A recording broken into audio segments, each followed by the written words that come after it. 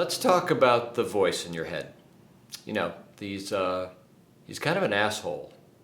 And he spends a lot of time pulling you down. And it doesn't really make sense, because how could we as a species survive with a voice who is constantly pulling us back? Now, let's talk about the ego. Where did the ego come from? Well, as I understand it, the ego comes from language.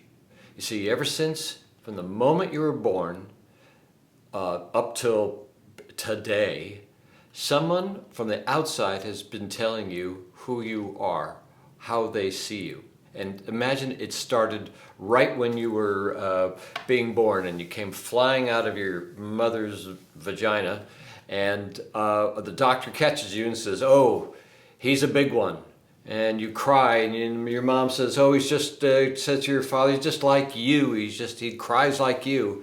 And people are now, this is the beginning of people telling you who you are. Your name is this. You are shaped like this. You are this. And all this outside creates this complicated outside to inside world inside of us, where it's very hard to be free, because we have taken in all this stuff through language. Now, the language that's used that is particularly hurtful was said when there was a heavy emotion attached to it. And for example, if somebody said to you at some point in your life, "You're worthless," I imagine that there was a shaming energy behind those words. I can't imagine anybody saying you're worthless with love and peace and acceptance. So if you hear you're worthless and it's tied with shame, then you are going to internalize both the thought and the emotion. So this ego is there to protect us. Well, actually, the ego is there to protect itself.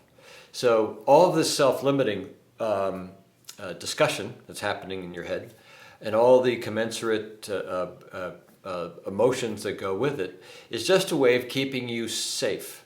And it's a weird kind of safety, because it's the safety of the known, or at least the made up. Now, a lot of coaches will call the ego, names. It's like, he's an asshole, he's a spoiled child, he's a bastard. I even just called him an asshole.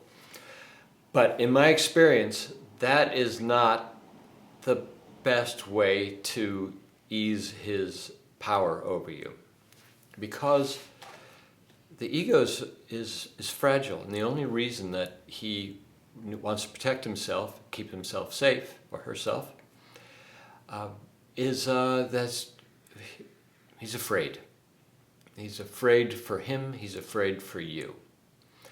So I've heard coaches say, yeah, when the ego, the self-limiting ego voices pop in your head, kick him out, or pat him on the head. Or probably the closest I've heard that I like is just say to him, "Hey, I got this." That's helpful to a degree, but you're still rejecting him in some way. Now, what I suggest doing is giving him some love, right? The ego is like, and all the emotions that are tied up with him are, the ego and all the emotions that are tied in with the ego, and all of your lower emotions, and grief and anger and fear, they are all there to be honored and to be felt. So when we have an ego voice saying, don't talk to that girl, she's probably busy, you're not looking your best, you don't have anything to say, whatever those voices are, you can actually hear them. Now, if you stop and bother to hear them, because too many people will listen to these voices and assume, oh, that's just who they are, when it's pretty far from the truth. So when you hear this voice, if you can stop and hear the thoughts, that is a great first step on the journey. Second, feel the emotions that are underneath the thoughts. It could be fear, could be anger, could be anything.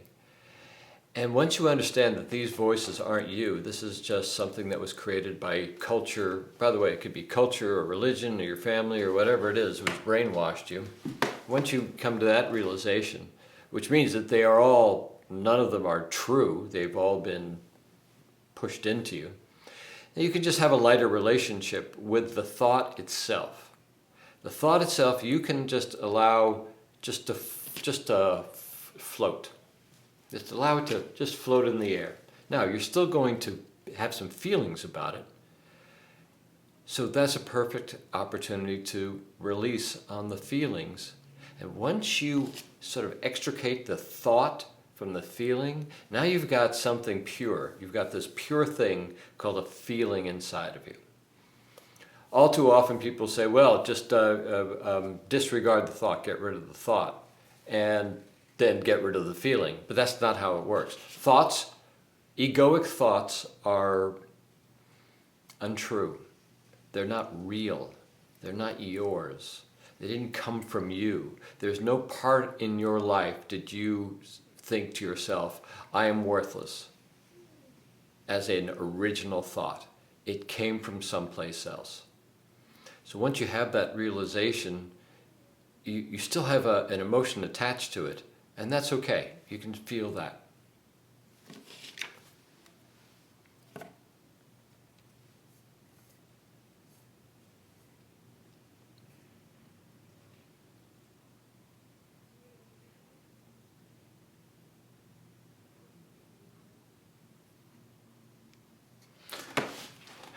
I had a realization last year that my ego voice was very well disguised, and it disguised itself as the voice of reason.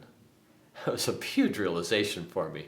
This voice is keeping me safe. Be reasonable. People don't say things like that. Men don't approach women like that. People don't things. You should, you shouldn't. And it all seemed very reasonable. But once I realized that this was his costume, it gave me a huge amount of freedom from the voice.